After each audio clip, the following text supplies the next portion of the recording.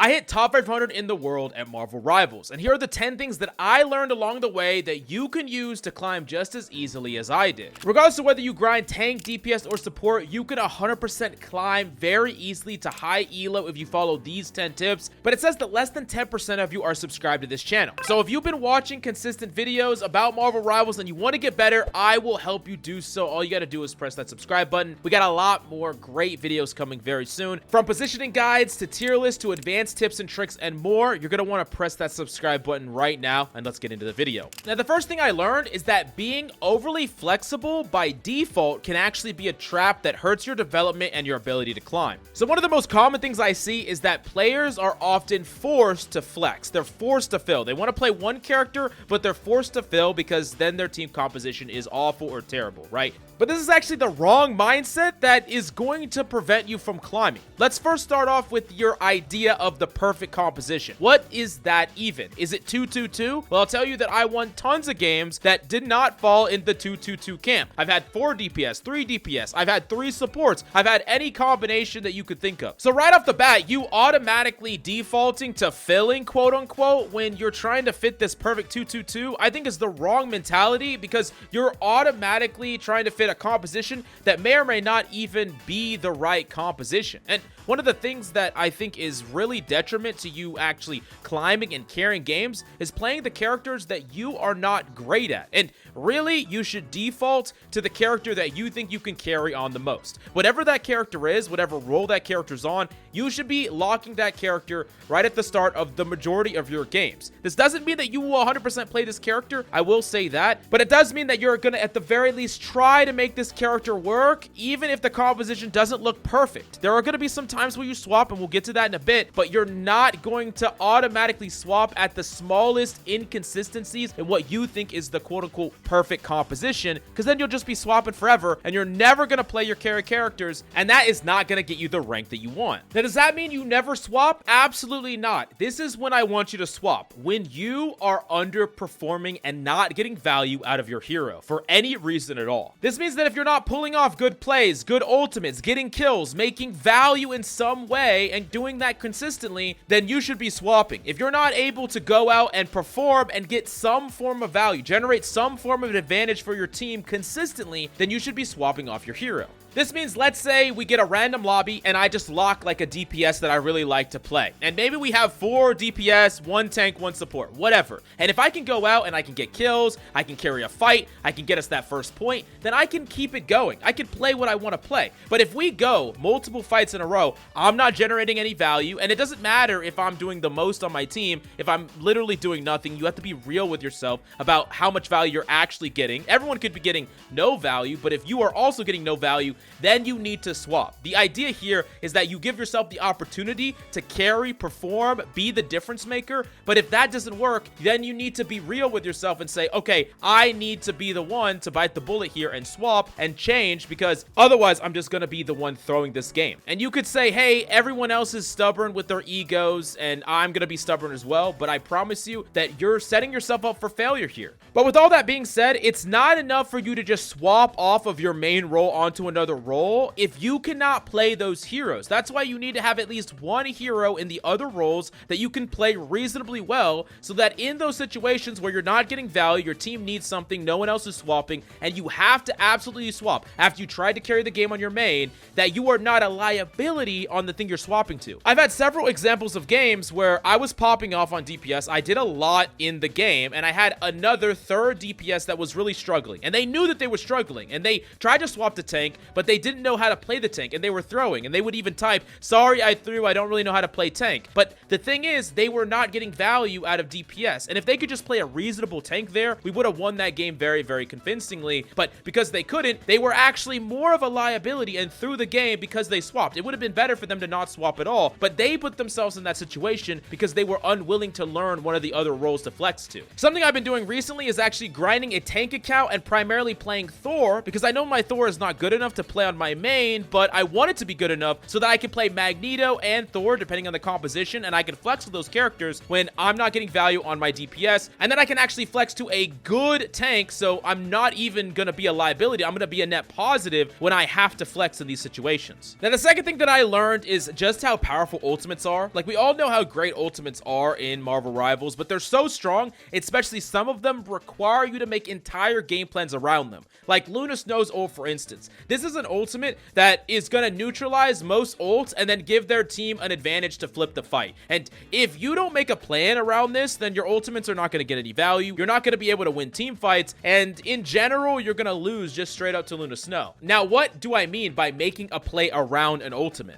Well, let's say I'm Psylocke, and I have a Psylocke ult and I want to pull it off. Well, I could actually specifically target that Luna Snow. I could put a lot of pressure on her. I could try to potentially kill her and see if I could bait out that ultimate. I'm giving myself enough resources to bail out, but if I could bait out that ultimate, then I can go in and ult after the fact and actually carry the fight with it. I'm not just gonna run in, pray that the Luna Snow doesn't have the ultimate, and then just get shut down. I want to make sure that my ultimate gets value and connects, and I'm gonna specifically try to bait out the Luna Snow ultimate and then back away so that I can re-hit. That's a game plan, and you need to have game plans around a lot of different ults. Like, let's take Adam Warlock. If he has his ultimate, and you know he has his ultimate, oftentimes you need to threaten him, you need to kill him, you need to prevent him from resurrecting himself. So that means maybe you wait him out and you chase him down so he doesn't resurrect himself, and then you clear him off the board, kill the team, and he can't get value out of that ultimate. Or you maybe save something in the bank. You're like, hey, I know he has his ultimate, but I'm gonna follow up with my Bucky ult, so the second he resurrects, I have a counter to it. So you're not overcommitting into these ultimates that could just flip the fight. Or as an example, let's say that Hela has an ultimate. If you try to overcommit into that Hela really, really hard, dive her really, really hard, you know she can just pop her ult and stay alive and then potentially kill you. So understand that when she does have it, playing more positionally safe, having a piece of cover around you that you can dip behind, these are things that are going to minimize the effectiveness of an ultimate like that. And these ultimates generate so fast that if the fight has gone on for like a minute, or if a fight has already happened, you know that they're going to have it if they haven't used it. And this is where you need to be constantly thinking about them and making plans on how to beat them or minimize how good they will do or how much impact they will have. Something else is just speak up and ask. Say, hey, they have Luna Snow ultimate, right? Or hey, they don't have Luna Snow ultimate, right? This is something that you should do because it's really easy to miss this when the fight is so chaotic. I've done this several times where I have like a Bucky ultimate and I say, hey, the Luna Snow has ult, right? And someone on my team is like, no, actually they used it at the end of that game. I can walk into the next fight and just ult right away and win the fight for my team because I know they don't have it. But if I didn't ask, I would have just been trying to bait it out the whole time and not firing away my ultimate when I could have just walked in and won the fight for my team. So knowing is super important. Communicate with your team and ask them simple questions. You'll be surprised by the feedback you actually get. Now, number 3 is look to help your teammates in need. The power of doubling up in Marvel Rivals is incredible. I mean, many heroes will either maybe 50-50 coin flip a 1v1, but in a 1v2, they have no chance of winning. And doubling up with a teammate is so damn strong. But more importantly than that is the concept of peeling, which is just going back and helping out a teammate. And it's really important to be ready to do this and sometimes play to do this, especially depending on the enemy team composition. Like, let's say I look at the enemy team composition and I see like a Black Panther or a Psylocke. I know that my supports or my isolated DPS are going to be under threat. This means that if I position myself or I'm ready to intervene in someone attacking them, I can not only shut them down, but I can save my teammate, and best case scenario, I can even kill that person. That is a 2-life swing because you're saving an ally and you're killing an enemy, where otherwise that ally would be dead and the enemy would have gotten that kill and stayed alive. This is why peeling is so strong, and many types of characters are almost incentivized to just force aggression, try to make a play, and you leave so many opportunities for them to make a mistake when you're willing to help out a teammate. And if you're playing in the same way against every single type of composition, you're 100% doing it wrong. Like, if I'm a Hela and I'm going to go take an aggressive off angle every single game, this is wrong if I get flushed out by all these different divers, or I can't even help my teammates if they get dove. But if I play more with my team, at least with line of sight of my team, line of sight of my supports, I can zone them off, I can follow up any crowd control or sleeps that my teammates get, my Luna or my Mantis, and I can also get bailed out by them if I'm the the one that gets dove, and they can heal me. So knowing this is just incredibly important, and it changes how you play every single game. But it's okay to not do this 100% perfectly every single time. I think it's something that you experiment with, kind of trying to find that balance of how much you're peeling and helping a teammate and how much you're going aggressive, challenging an angle, or making a play. You're going to get better with this over time, but I want you to be thinking more about what your opponents want to do, like what type of scenarios are they trying to set up, and how can you interrupt that, shut that down, or make sure that your teammates don't get farmed and die by their game plan. The number 4 is generally positioning around the map and how terrain and breakable terrain works. There was a ton of choke points that you can easily wrap around and not play directly in. But I see this consistently, especially in the lower elos of play. Players will just walk into the same choke points over and over and over again, and they're just going to get stuffed with damage and abilities, when at every single choke point in the game, there's a different route you can take. There's a flank route you can take. There's a different way that you can route as a team. There's a high ground you can take. Do not keep pushing through the same choke over and over and over again, because you're setting yourself up to be really easy to defend. Enemies don't have to worry about their supports, their flank, or you putting pressure on point, and this makes their job way easier. So don't do this. And also, there is a lot of different terrain that you can break to get different angles on the enemy, shoot the enemy, route to different spots around the map, and I would suggest spamming your Chronovision button. It depends on if you're controller or on PC what that is, but spam it and look and see what's breakable. You would be surprised how many different holes you can kind of break open and shoot enemies through, how many different areas you could get to on the map that you otherwise wouldn't be able to. There are stairs that get opened up, there are walls that you can walk through. Use your Chronovision, find places that you can kind of funnel through that is untraditional or not in the direct choke, because it's so easy for you to just get shut down. Walk into this choke over and over again. I can't harp on this tip enough, but I actually do think it's one of the most important things to not do if you want to climb, because you're just auto losing so many games because you do this. The number 5 is about contesting powerful DPS off angles. There are certain characters that demand respect, and I think Hela and Hawkeye are like the top 2, that if you do not flush these characters off an off angle, and when I say off angle, I mean they're not playing with their team, they're playing in an angle that gets a line of sight on your team, right? They're playing away from their team, an off area, an off angle, and shooting at your team.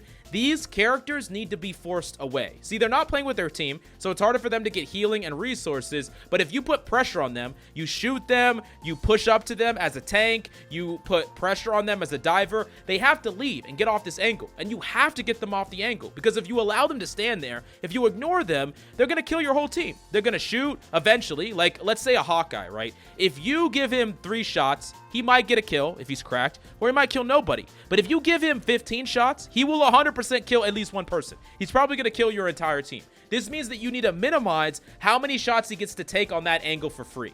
This means you need to not let him take that angle, because if he's playing main with the rest of his team, it's easier for y'all as an individual or as a team to control when you're peeking him, when you're challenging him, when you're fighting him, right? Because there's cover. But when he's in an off angle, he is playing in a space that even if you're hiding behind the damage that is generated from main, you are still in his line of sight. So there's nowhere for you to hide from that, and you need to deal damage and pressure and put yourself there to get him off that angle. And you might be frustrated. You might be saying, hey, they can ignore my damage from that range, and I can't flank because I'm not on a flanker character. And in that strong position, it's really hard for me to do anything. And that is where you start to slowly understand the weakness and strengths of certain matchups and in certain ranges depending on the map. There are certain characters that have effective ranges that are going to be further than yours, and if you can't fight them directly in their ranges, you need to find a way to generate a different type of fight with them if you're going to continue to play that character. Like, I love Winter Soldier, right? That's my main guy. But on some of the longer distance sight lines, I'm not going to challenge a Hawkeye or a Hela because I'm going to lose that fight 9 times out of 10 unless I hit dink, dink, dink, which is just unrealistic. So I'm either going to route around the map to find a closer range to fight them in to where I have like a reasonable shot at winning that duel, or I'm going to swap to a different character that can take the fight more directly to them or fight them at their range. I might mirror the Hawkeye, for example, or I might go Psylocke so I can dive them and put pressure on them where they are or force them off these angles so my team can walk in. These are some examples of the kind of problem solving that you do when you have a really strong threat that needs to be answered, and if you let them maintain those angles, you're just going to lose to them. Now, granted, in the higher elos, you're going to just get to ban them, which is going to be great, but there's always going to be another threat or something that you need to contest or else you're going to lose to it, and understanding that is one of the secrets to getting better at the game. Now, the sixth thing that I needed to learn was that ultimates carried over, and this was one of the most jarring things coming from Overwatch, where on Koth maps, if you have an ultimate, you get to take it into the next round with you.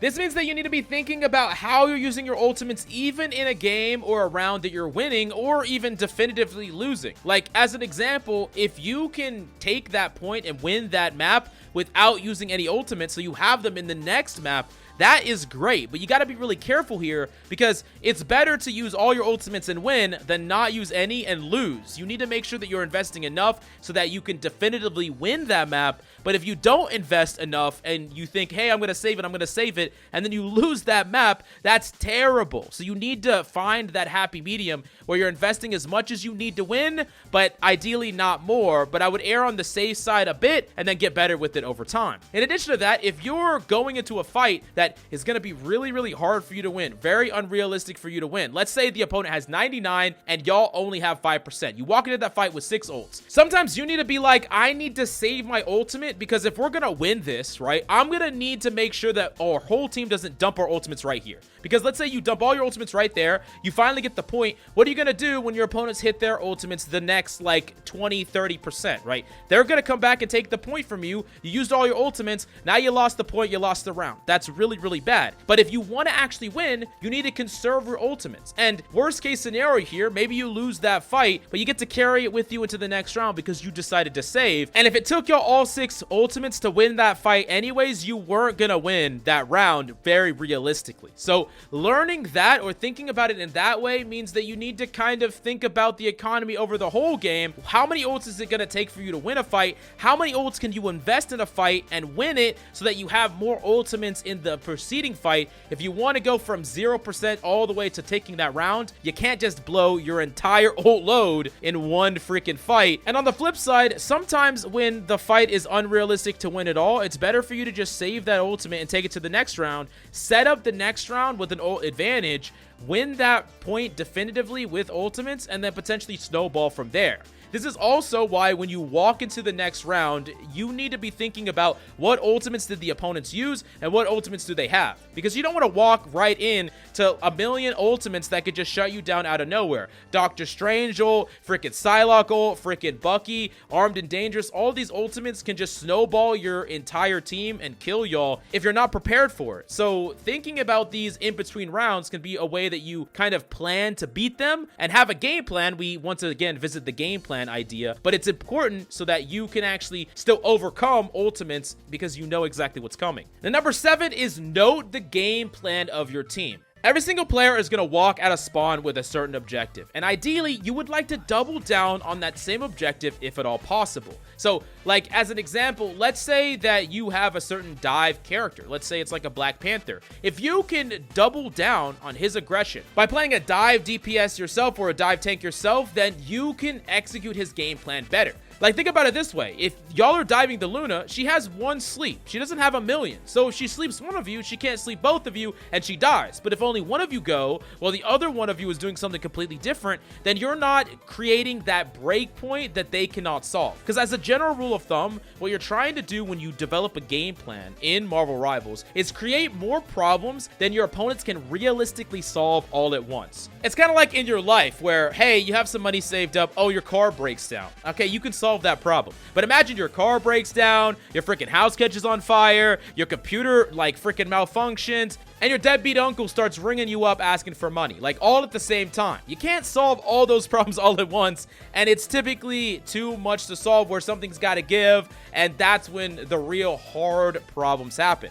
Now, to correlate that with the game problems that you deal with, like as a Luna Snow, hey, there's one diver, I can kind of walk a little bit to the right. Oh, they come on top of me. Okay, I'm going to actually slow them down. I can deal with that problem. I can deal damage to them. I can zone them away or kill them, right? That's one problem. I can realistically solve that. And let's add a second problem. The second problem is your team is low. You need to heal them up. So you have the healing your team problem and the diver that's on you problem, right? At the same time. But now let's add another diver and let's add more pressure to your team. And all of a sudden, your team is low. You're dealing with these divers. You can't do everything all at once and you die or your team dies. Something doesn't work out. This is why, even if you are not diving with your Black Panther in this example, you should still be double downing the pressure that he's generating at the same time. Like when he is going hard on the back line, you should be going equally as hard on the front line. Like if you're playing like Magneto, right? This is the moment where I'm going to go in, I'm going to freaking use my crowd control, I'm going to do a lot of damage, I'm going to push in really aggressive, I'm going to use my shield, maybe I'll even pop an ult,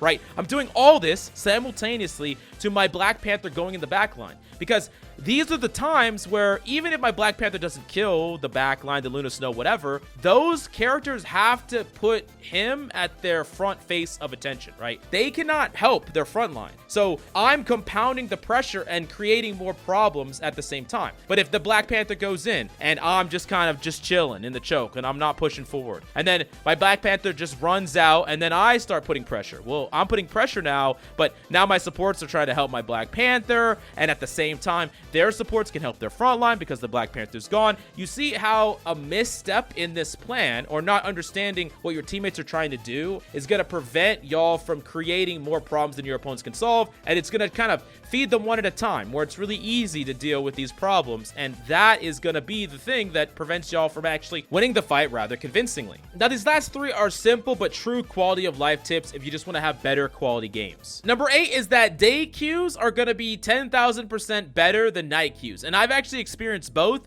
At night, especially late at night, you're going to have the true degenerate games. Players that have played way too long, players that just don't care anymore, maybe a player that has been drinking, I certainly hope not, but whatever it is, you're going to have people that just don't care and they're less likely to be cooperative, right? I've seen that more. I've gotten more all DPS games at night than any other time. The best time to play is actually on weekdays in the mornings, past the time where even the worst degenerates are asleep. So like 9, 10 a.m. is the best time. I understand that this is not realistic for everybody, but as we go into the holidays, recognize that weekend queues are generally going to be worse, but mornings are still better than nights. And then in the week, mornings are going to be the highest quality games where people are actually trying to grind and trying to climb. This is just true pretty much for any competitive game, but I've seen it tons in Rivals. So yeah, this is what I would be going for. If you want to have less toxic, more try-hard games, this is when you would want it. Number 9 is maximize your FPS. I use the config file that you could search up online,